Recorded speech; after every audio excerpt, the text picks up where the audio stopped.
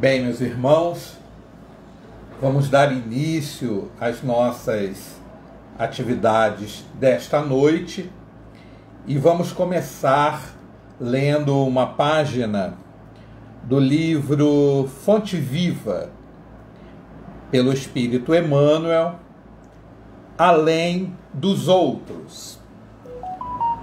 Não fazem os publicanos também o mesmo? Jesus, Mateus, capítulo 5, versículo 46.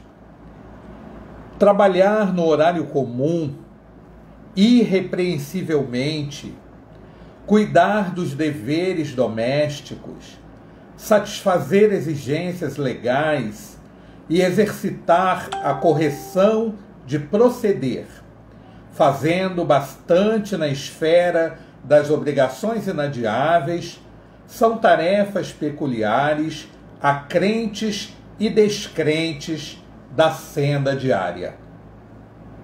Jesus, contudo, espera algo mais do discípulo. Correspondes aos impositivos do trabalho, diuturno, criando coragem, alegria e estímulo em derredor de ti? Sabes improvisar o bem onde outras pessoas se mostraram infrutíferas? Aproveitas com êxito o material que outrem desprezou por imprestável? Aguardas com paciência onde outros desesperaram?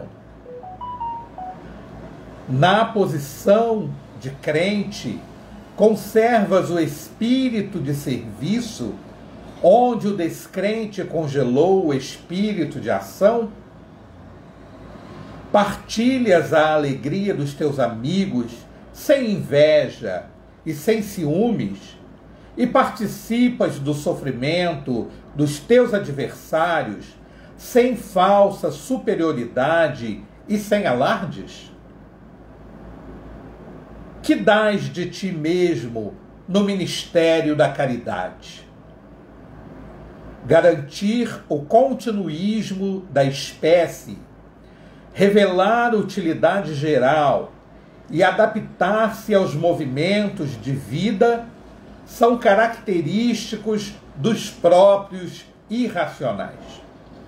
O homem vulgar, de muitos milênios para cá, vem comendo e bebendo, dormindo e agindo sem diferenças fundamentais na ordem coletiva. De 20 séculos a esta parte, todavia abençoada luz resplandece na terra com os ensinamentos do Cristo, convidando-nos a escalar os cismos da espiritualidade superior. Nem todos a percebem, ainda não obstante envolver a todos. Mas, para quantos se felicitam em suas bênçãos extraordinárias, surge o desafio do Mestre, indagando sobre o que de extraordinário estamos fazendo. Não fazem os publicanos também o mesmo? Vamos elevar os nossos pensamentos a Jesus, dizendo assim: muito obrigado, Senhor, por esta oportunidade que aqui estamos vivendo, neste encontro de corações, encontro de almas, de maneira virtual, online, mas que nos possibilita estarmos integrados uns com os outros, no propósito de estudarmos os temas da vida à luz da nossa doutrina espírita. Permita, Jesus, que conosco estejam os benfeitores espirituais, que possam nos intuir, a fim de que a nossa palavra vá ao encontro dos anseios, dos desejos, dos corações daqueles que nos ouvem nesta noite de bênçãos. Fica conosco, Jesus, agora e sempre.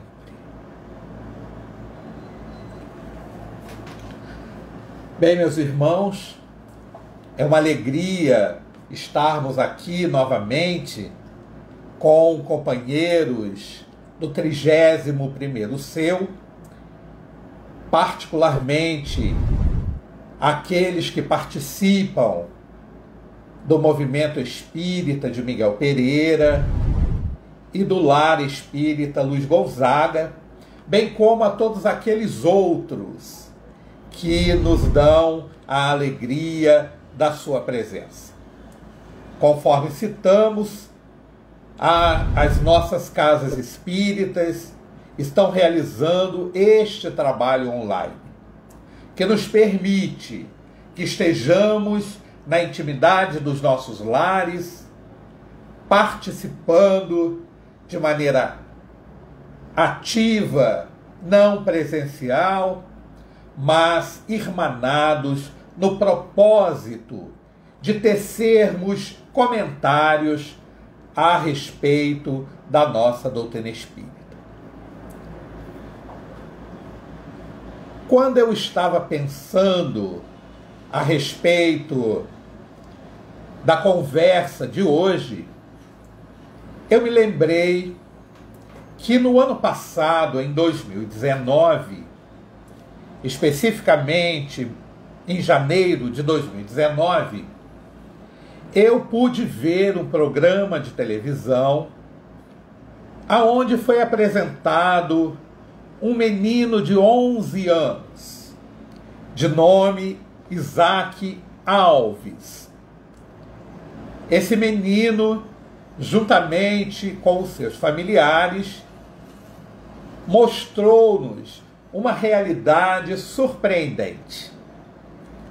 Esta família é uma família muito simples, muito humilde, que reside aqui no município de Belfor Roxo, na Baixada Fluminense. Muito bem. Este garoto, chamado Isaac, é filho de um homem que toca teclados, particularmente com as músicas evangélicas na igreja aonde ele participa das suas atividades religiosas. O Isaac, na época, tinha 9 anos de idade. Ele observava o pai, mas nunca se interessou por tocar um instrumento que o pai havia escolhido para si. O seu negócio era futebol. Ele gostava de jogar futebol. E o pai o incentivava, assim como a mãe. Até que um belo dia, o Isaac pediu ao pai que lhe desse a oportunidade de tocar o teclado. O pai o advertiu: Isaac, Isaac, a sua história é com a bola. Você joga futebol, então não toque teclados. Mas o Isaac insistiu. E o pai então lhe perguntou: o que é que você quer tocar? E ele disse: eu quero tocar a música das Olimpíadas.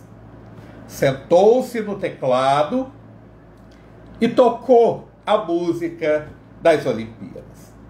O pai ficou assustado, impactado com aquela circunstância, porque não imaginava que o filho, que nunca houvera se interessar pelo teclado, pudesse tocar uma música de tanta complexidade. E aí pediu ao filho que repetisse a música. O Isaac prontamente repetiu a música e ele ficou abismado. Não entendia como é que um menino de 9 anos, que nunca houvera sentado diante do teclado, muito menos estudado música, lido partitura, como é que ele poderia tocar aquela música das Olimpíadas? Muito bem, o pai então grava um pequeno vídeo e posta nas redes sociais. O vídeo viraliza na internet e muitas pessoas começam a falar com Isaac, parabenizá-lo pelo trabalho que ele estava fazendo. E o Isaac era a primeira vez que ele tocava o teclado. Bom, diante dessa novidade, muitas pessoas escreveram nas redes sociais do pai. E apareceu um professor que se interessou e desejou dar aulas ao Isaac, ensinando para ele alguma coisa a respeito dos teclados. Mas logo em seguida, o professor percebeu que os seus conhecimentos iam muito aquém das necessidades daquele menino de 9 anos de idade. Mas o vídeo continua viralizando nas redes sociais e aí surge uma professora que também se oferece para dar aulas de piano, de teclado, de digitação, como se diz nas escolas de música. O Isaac foi então estudar com essa professora. E 7 meses depois, o Isaac estava fazendo uma prova para a escola Vila Lobos, que é uma escola de música que existe aqui na cidade do Rio de Janeiro. O Isaac estudou na escola Vila Lobos e logo em seguida prestou um concurso, uma prova de seleção para a Escola de Música da UFRJ, da Universidade Federal do Rio de Janeiro, e foi selecionado. E o Isaac, então, começou a estudar música na UFRJ com 9 anos de idade. Bem, como as histórias na internet, elas não paralisam, o vídeo continuou caminhando aí no seu percurso virtual e chegou até aos ouvidos de uma apresentadora de TV, que todos conhecem, Ana Maria Braga, não é? E a Ana Maria resolveu, então, levar o Isaac até o seu programa e apresentá-lo para o Brasil, para o mundo. O Isaac fez um grande sucesso. As pessoas ficavam admiradas. Como é que ele poderia tocar música clássica se ele estava estudando há pouquíssimo tempo? De onde é que o Isaac tirava todo aquele conhecimento? Bem, muito bem. Este vídeo chegou até o maestro João Carlos Martins, que é um grande pianista, não é? Com carreira internacional de música clássica. E a Ana Maria convidou então ao maestro que ouvisse a audição do Isaac. Só que nesta época, o Isaac já estava com 11 anos de idade. Já havia se passado 2 anos. E o maestro ficou surpreendido ao ver a destreza do Isaac, que sentou-se ao piano e tocou uma música sem partitura, absolutamente nada. Era da cabeça. E aí foi perguntado a ele: como é que você toca essas músicas se você está estudando música há tão pouco tempo, como é que você toca? E ele disse, eu ouvi e toquei. E aí foi perguntado a ele novamente, a primeira vez que você pediu ao seu pai para você tocar o piano, o teclado do seu pai, o que é que te motivou a tocar a música no teclado?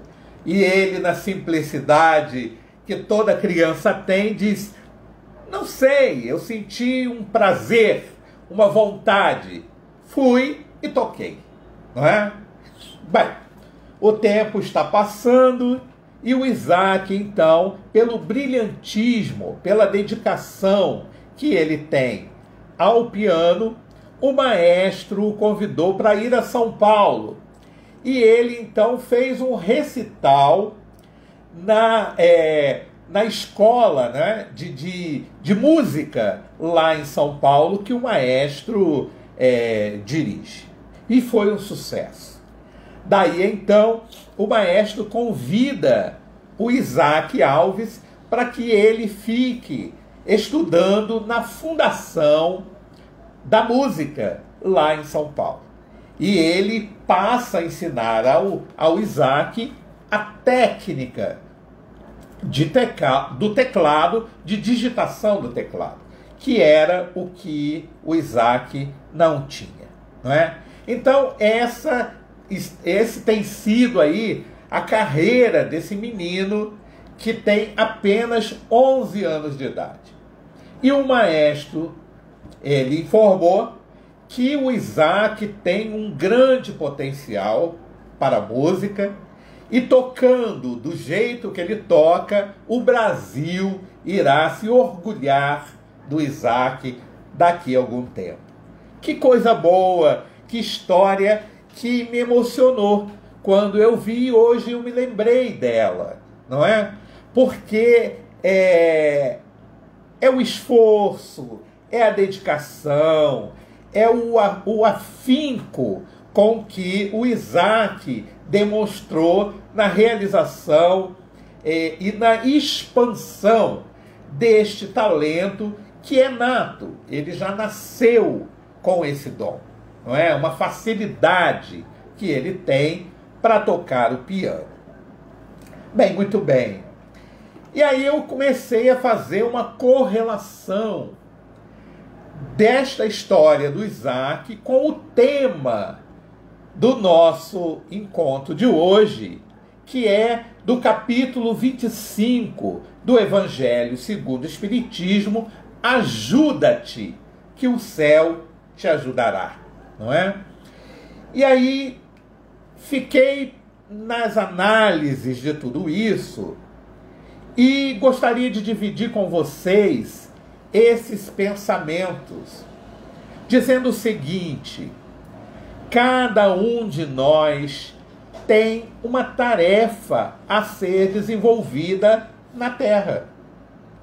Deus, na sua infinita misericórdia, nos concedeu a oportunidade de reencarnarmos na Terra, para que nós pudéssemos, então, dar cumprimento à nossa missão, à nossa tarefa aqui no planeta Terra. A Terra é um educandário, a Terra é uma escola, e como toda escola, exige dos seus alunos uma dedicação, um esforço, no sentido de que ele possa, então, apreender todos os ensinamentos que lhe forem imputados. Porque não há outra forma de aprender se nós não estivermos com foco num determinado assunto. Por exemplo, aquele que quer ser professor, ele terá que estudar, se dedicar às tarefas relacionadas à carreira de professor. E ele, ao final do curso, então, será diplomado como professor na área em que ele escolher.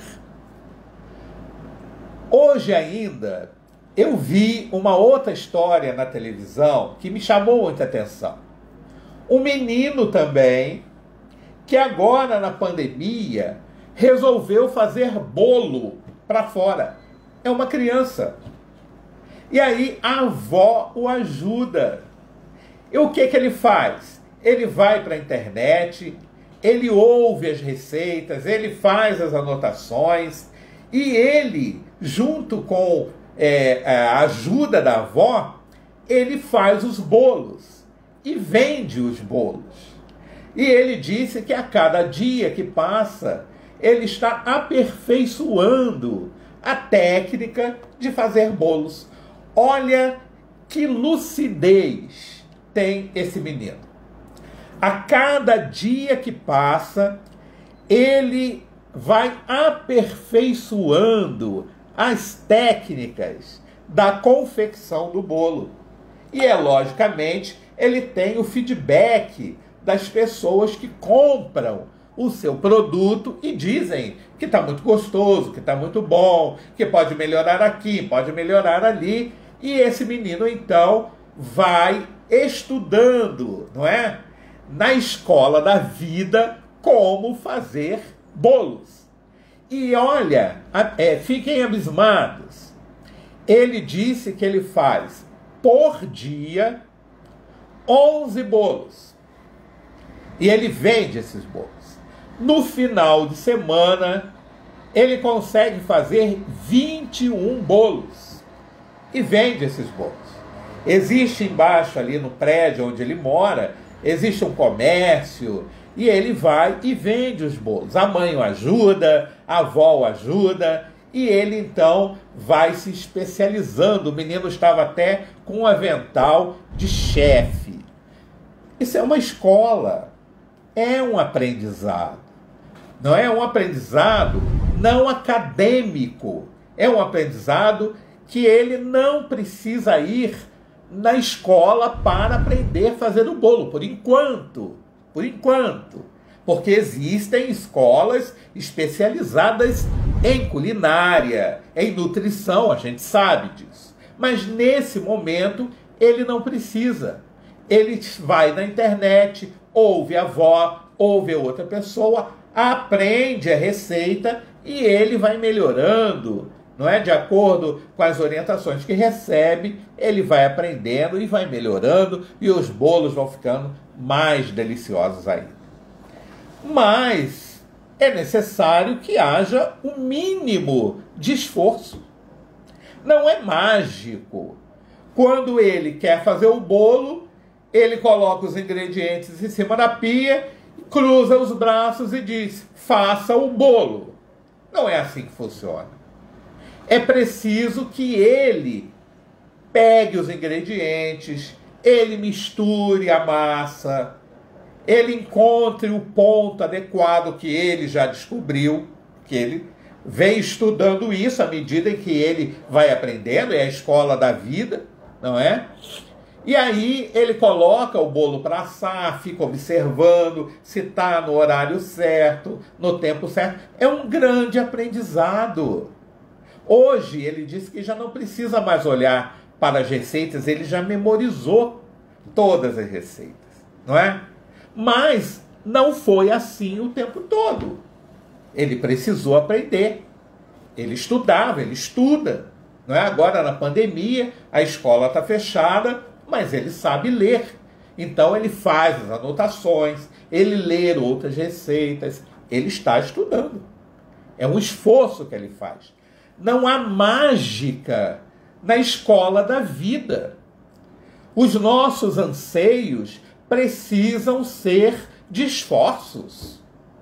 Se eu tenho um quintal para capinar, não adianta eu colocar enxada no meio do mato e dizer: capina, enxada.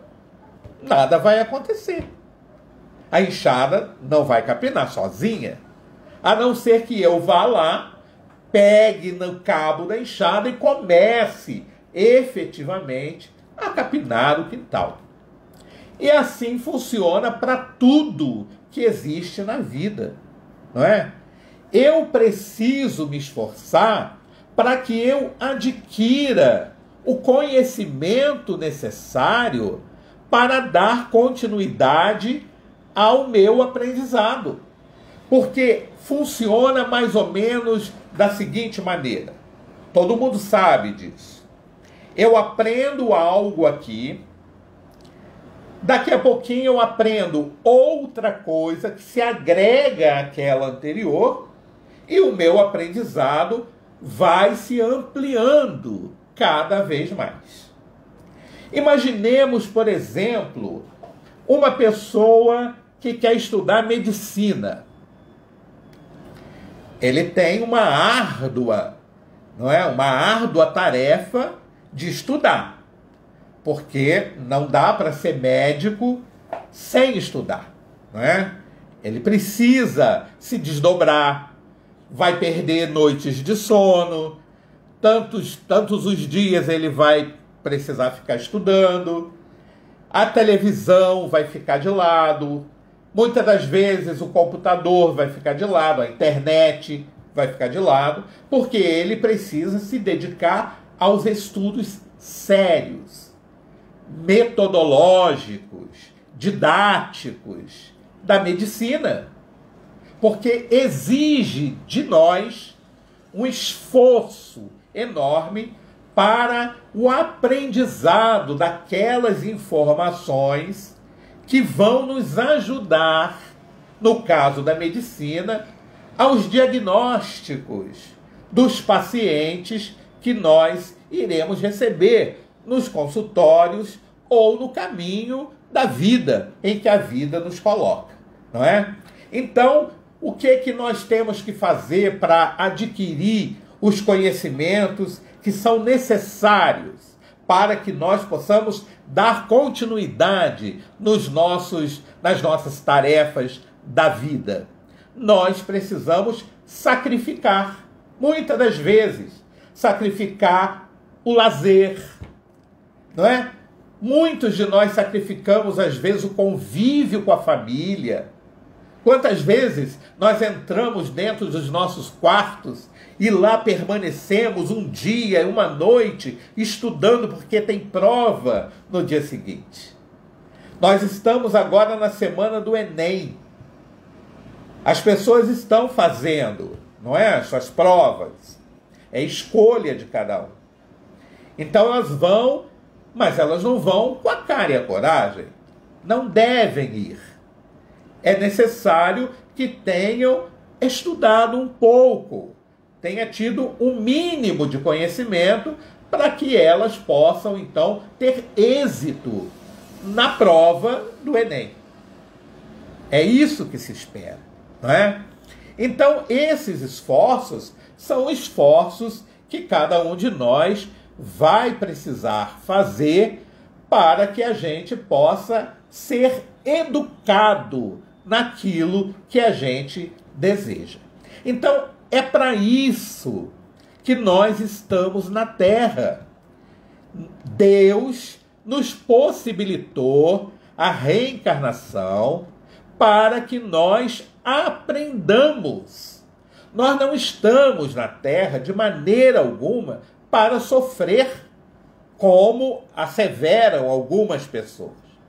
Ninguém nasce para o sofrimento. A gente nasce para o aprendizado. O sofrimento é uma escolha de cada um. As experiências nós teremos que passar. Agora, sofrer, eu escolho ou não sofrer. No exemplo que nós acabamos de dar do aluno que precisa estudar, seja engenharia, seja contabilidade, seja para aprender os afazeres do dia a dia da casa, não é? Não importa, o que ele precisar aprender é sinal de que ele não sabe. Se ele não sabe, ele tem que aprender, não é? Aí ele diz assim, mas eu vou precisar deixar de namorar para poder estudar? Ah, eu não quero fazer isso não. É uma escolha sua. É uma escolha. Não é? Ninguém está pedindo que você deixe de amar a pessoa, não é? O seu ente querido, o amor da sua vida, não. Mas é preciso sacrificar um pouco da nossa vida pessoal em benefício do nosso aprendizado na face da terra. Então, Deus nos coloca aqui, neste educandário sagrado, para o aprendizado. Não é para o sofrimento. Mas, se a gente não estuda ao longo do tempo, na hora da prova, a gente vai sofrer. É natural que nós nos decepcionemos, é natural que a gente se arrependa das escolhas que fez, é natural que a gente volte atrás. Tudo isso faz parte do processo de educação da alma, de educação do espírito. Nós não estamos aqui, não devemos estar cristalizados. A educação, ela é dinâmica. O que a gente aprende hoje, ela serve para amanhã. Ela nos ajuda. É um processo que ocorre. Eu aprendo hoje e o meu aprendizado, ele se associa ao aprendizado de amanhã e daqui a pouquinho eu tenho condições que eu jamais imaginava que teria. Não é? Então, nós precisamos levar a vida desta forma, desta maneira, entendendo as razões pelas quais nós estamos aqui, na existência terrena, neste grande educandário. Deus nos coloca, então, na Terra para que nós aprendamos, porque nós iremos desenvolver uma tarefa. Essa tarefa pode ser uma tarefa individual, pessoal, ou uma tarefa coletiva. Aí vai depender das necessidades reencarnatórias, que nós não precisamos ficar preocupados com isso. A nossa preocupação deve ser a preocupação do estudo, do conhecimento, não é? Da aquisição dos valores imperecíveis da alma que nos fazem crescer, que nos fazem ser felizes. Mas o que acontece muitas das vezes na vida? Nós passamos, e todos nós passamos, por situações adversas. Nós estamos na escola, nós precisamos aprender, não é?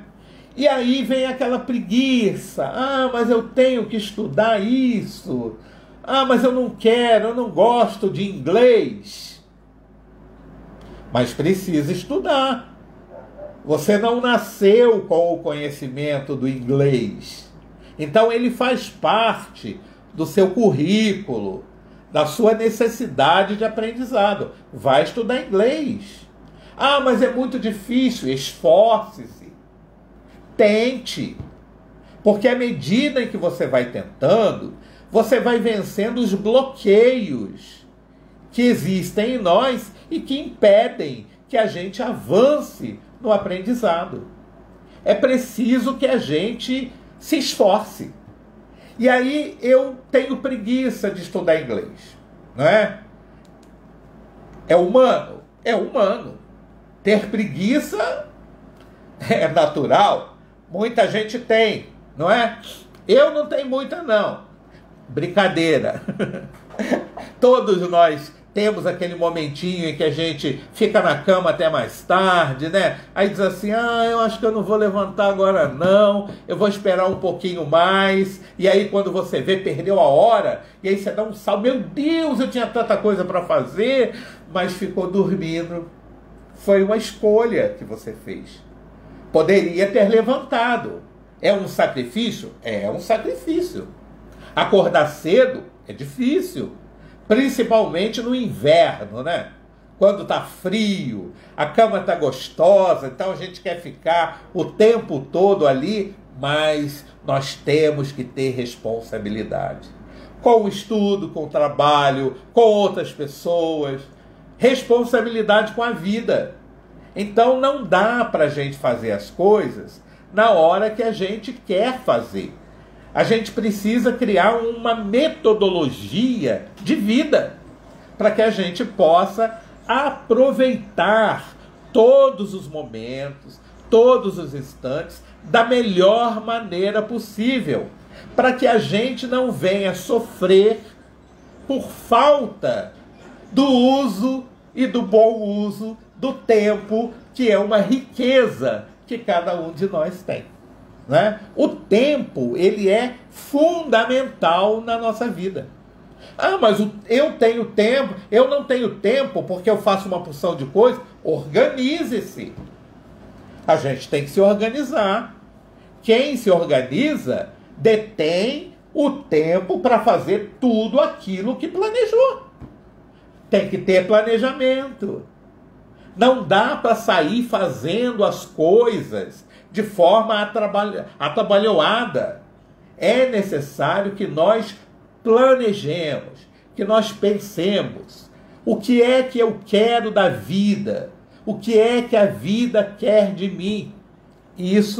Essas são reflexões importantes, essenciais, para que nós obtenhamos êxito naquilo que nós estamos empreendendo, seja no que for, não é? Seja nas tarefas diárias da casa, seja nas tarefas do trabalho profissional, seja nas tarefas escolares, seja na tarefa espírita, na tarefa do bem, em qualquer tarefa em que nós nos envolvamos, nós precisamos nos organizar a fim de que aproveitemos o tempo que nos é dado, não é? Esse tempo, ele é igual para todo mundo. Todos temos o mesmo tempo. O meu tempo é igual ao seu tempo. É o mesmo tempo dos médicos que estão na linha de frente da pandemia, da Covid-19. É o mesmo tempo que tem a dona de casa, que tem os seus afazeres. Tem que arrumar a casa, tem que lavar roupa, tem que fazer almoço, tem que fazer jantar, tem que preparar o lanche, tem que orientar na educação dos filhos, né? É o mesmo tempo. Cada um de nós tem 24 horas por dia. O que acontece é que cada um de nós faz do seu tempo aquilo que deseja fazer. E aí, muitas das vezes, isso nos atropela, porque nós utilizamos mal o tempo. Eu teria que estar estudando, mas eu prefiro estar na internet. E eu vou ter consequências com isso. E aí eu vou culpar quem? O tempo?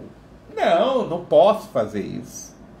A responsabilidade é apenas minha, nas escolhas que eu fiz, no método que eu utilizei para realizar as minhas tarefas, as minhas atividades. E aí, a gente costuma dizer muito que Deus não nos ajudou. Olha que absurdo, não é? Olha, a tarefa é nossa. O dever é nosso e nós dizemos que é Deus que não nos ajuda. Mas por quê? Porque nós pedimos a Deus que faça por nós. Está errado. É uma infantilidade da nossa parte. Não está correto. O que nos cabe fazer, o que são tarefas humanas, somos nós que temos que fazer. Não adianta, Deus não vai fazer por nós. Não adianta eu estar com fome, colocar os alimentos no armário e dizer, Deus faz a comida por mim. Não tem cabimento isso. Mas a gente age dessa forma. A gente não estuda. Vai para a prova e diz assim: oh meu Deus, me ajuda. O que ele vai fazer se nós não temos os recursos para que a gente possa fazer a prova? Não é? Então aqueles que pensam assim não estão corretos. Nós devemos sim pedir a Deus que nos ajude nas questões físicas também, nas questões emocionais, nas questões do tempo, para que nós possamos valorizar o tempo, para que tenhamos consciência da nossa realidade, não é? Do foco em que nós estamos nos envolvendo. Há um ditado que diz que quem não sabe para onde vai, qualquer lugar serve. Não é verdade? Então eu preciso saber aonde eu quero ir. Eu quero ir naquele local. Então, o que é que eu tenho que fazer para estar naquele local? Eu tenho que pegar um ônibus? Qual é o ônibus? Qual é o horário que esse ônibus passa? Não é? Qual é o preço da passagem? Eu tenho esse recurso? Não tenho recurso? Eu vou buscar com quem? Porque ele não vai me deixar viajar sozinho. Não vai me deixar viajar sem pagar a passagem. Então eu preciso saber. Senão eu vou para o ponto do ônibus e fico lá esperando o ônibus que eu não sei qual é o horário que ele passa, qual é o itinerário que ele faz. E aí eu quero que Deus me ajude. Ora, não tem cabimento isso. Porque é uma coisa humana. É uma tarefa que me cabe fazer, que me cabe realizar. Então sou eu que tenho que pensar. É o mínimo de esforço que eu preciso fazer. Encontrar quais são os passos necessários para que eu possa executar as tarefas que eu tenho que executar. Ah, então eu não devo pedir a Deus nada para me ajudar em nada. Está errado. Peça, não é? Peça que o céu te ajudará. Esforce-se que o céu te ajudará. Então como é que eu vou fazer? Eu tenho que ir trabalhar. Meu Deus, me ajude. Para que, se eu vou de carro, que meu carro não quebre. Que eu possa chegar lá em boa situação, que não haja nenhum acidente, que nós todos que vamos estar na pista, na estrada, possamos fazer uma boa viagem, uma viagem tranquila, uma viagem em paz. Os benfeitores vão nos ajudando nisso, eles vão nos intuindo. Eu me esforço, estudo para fazer a prova, mas eu posso chegar lá e me dar um branco. E aí eu peço a Deus que me ajude. Para que na hora que eu tenha que colocar em prática o conhecimento que eu adquiri estudando, ele possa se aflorar em mim. Os benfeitores estarão ali de prontidão, me ajudando nesse aspecto. Agora, se eu não estudo, não adianta, é bobagem. Deus não vai fazer a prova por mim. Não é? Então, nós precisamos parar e pensar a respeito dessas questões. Ajuda-te, que o céu te ajudará. Esforce-se, que o céu te ajudará. Faça o mínimo que lhe compete, e os benfeitores espirituais incansáveis estarão ao seu lado, te influenciando, te dando paz no coração, tranquilidade, uma mente tranquila, para que você possa ter os elementos necessários, a fluidez necessária para realizar o que você precisa realizar. Imaginemos o artista, aquele que dança, o bailarino. É fácil dançar, seja a dança clássica ou seja a dança contemporânea, não é fácil. Eles têm problemas musculares, dói muito. É um sacrifício que o bailarino faz para poder aprender a dançar e se esmera em fazer o melhor para que nos emocione. O objetivo da arte é isso, é emocionar aquele que está vendo, aquele que está assistindo.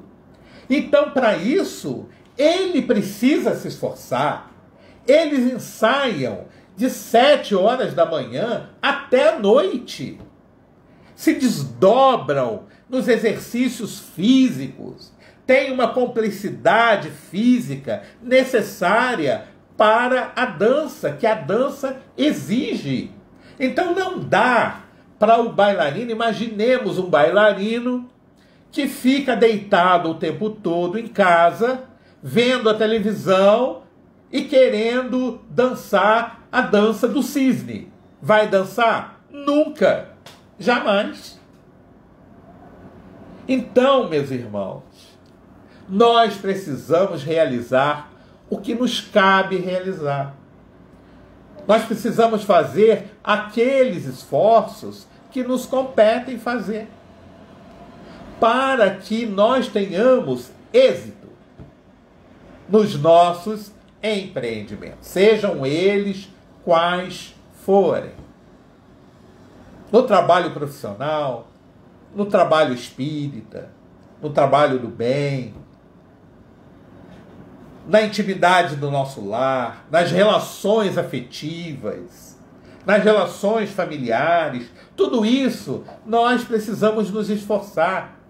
Precisamos abrir mão, muitas das vezes, do nosso prazer, do nosso deleite, em benefício do aperfeiçoamento que nós desejamos.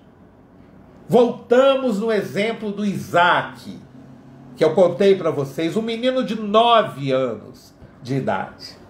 Quanto Isaac não sacrificou, e não sacrifica, e não sacrificará ainda ao longo da sua carreira, porque está apenas começando, para brilhar nos palcos dos grandes teatros.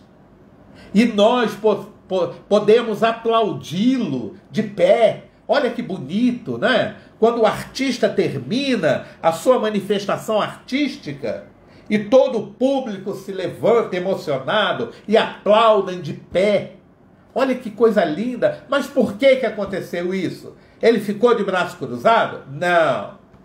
Ele se esforçou. Ele estudou. Ele ensaiou. Só quem é artista sabe dos esforços que tem que fazer para que a gente possa mais tarde chegar lá e criticar um espetáculo. A gente não sabe o que aconteceu, quanto aquele artista teve que se esforçar para realizar aquele espetáculo que a gente está vendo ali. No mínimo, nós devemos ter respeito por ele e pelas atividades todas que todas as pessoas realizam, não é? Então, meus queridos irmãos, nós precisamos valorizar o tempo, as oportunidades que recebemos da divindade, entendendo que a vida na Terra é um grande educandário, que não há outra maneira de nós nos educarmos como espíritos que somos, se não houver esforço de cada um de nós. Nós precisamos nos esforçar cada vez mais. E à medida em que eu vou me esforçando, eu vou percebendo que eu tenho grandes potenciais que eu não sabia. É porque eu estou estudando, eu estou me descobrindo. Conheça-te a ti mesmo. Nós precisamos nos conhecer. Nós precisamos fazer aquelas perguntas que Santo Agostinho coloca para nós no Evangelho segundo o Espiritismo, não é?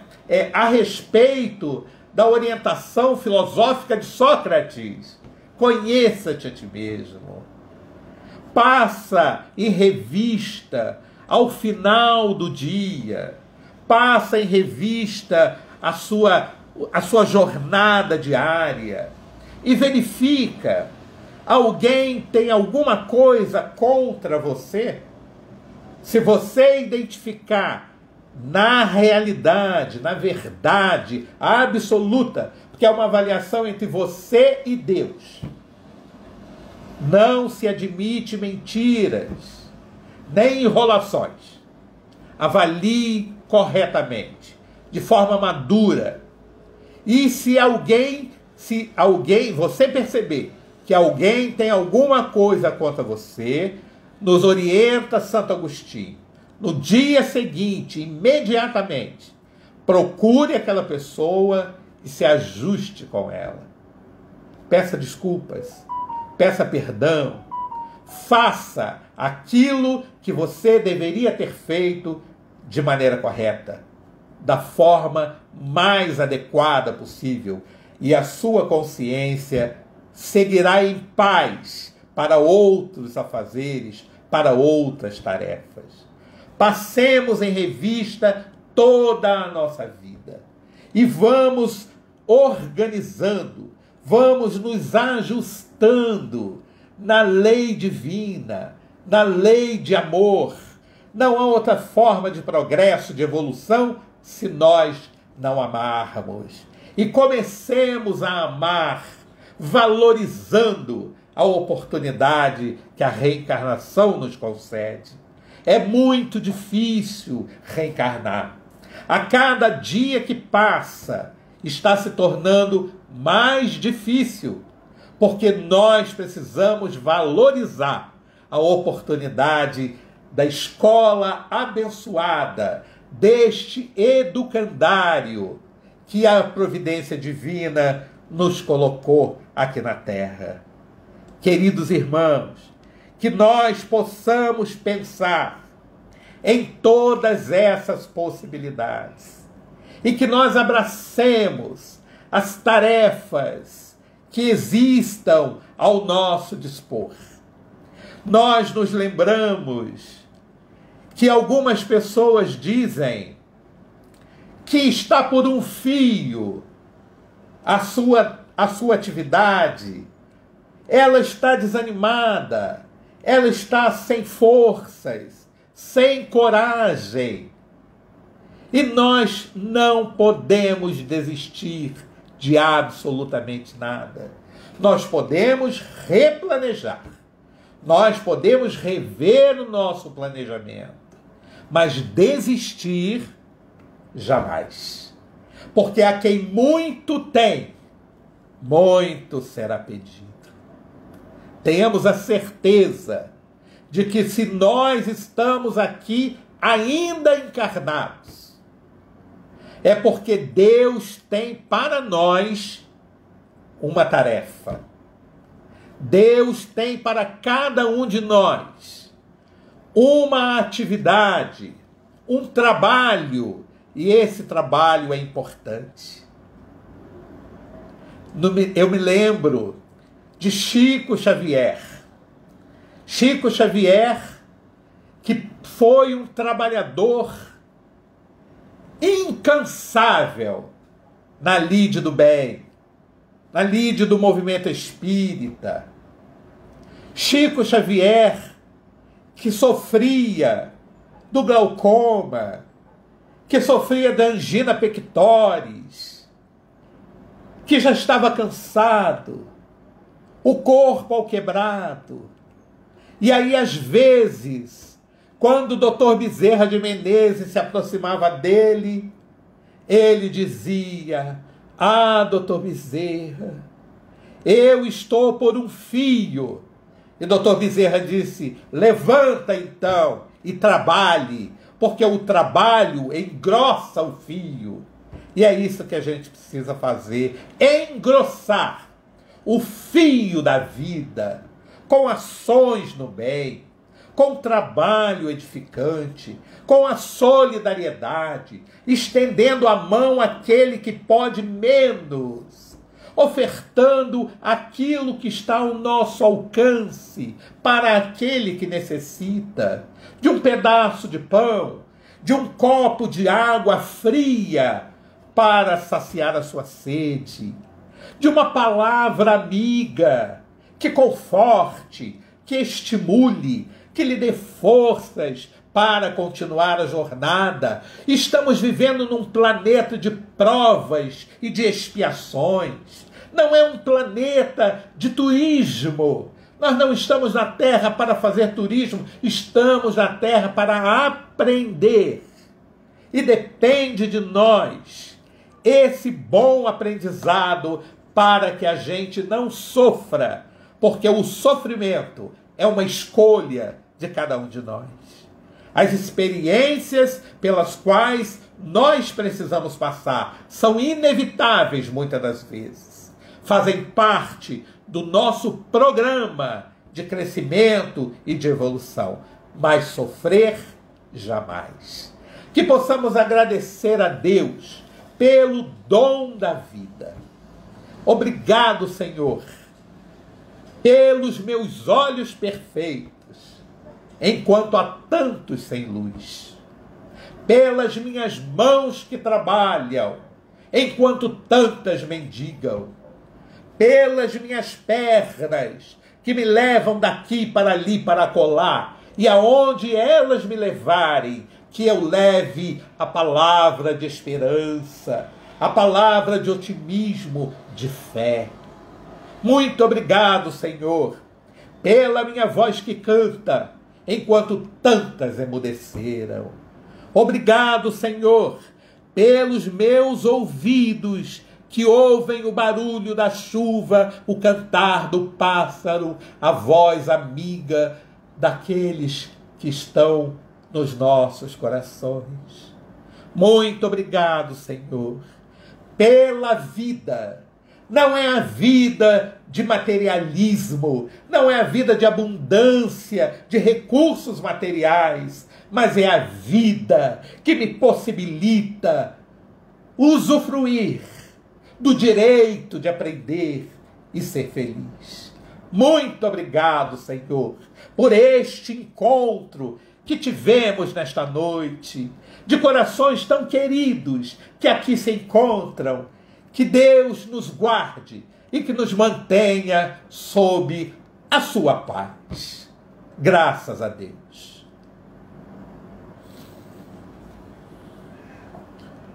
Muito obrigado, meus amigos, por todos estarem aqui e que Deus os acompanhe até todas as tarefas que cada um terá para desenvolver. Uma noite boa para todos nós.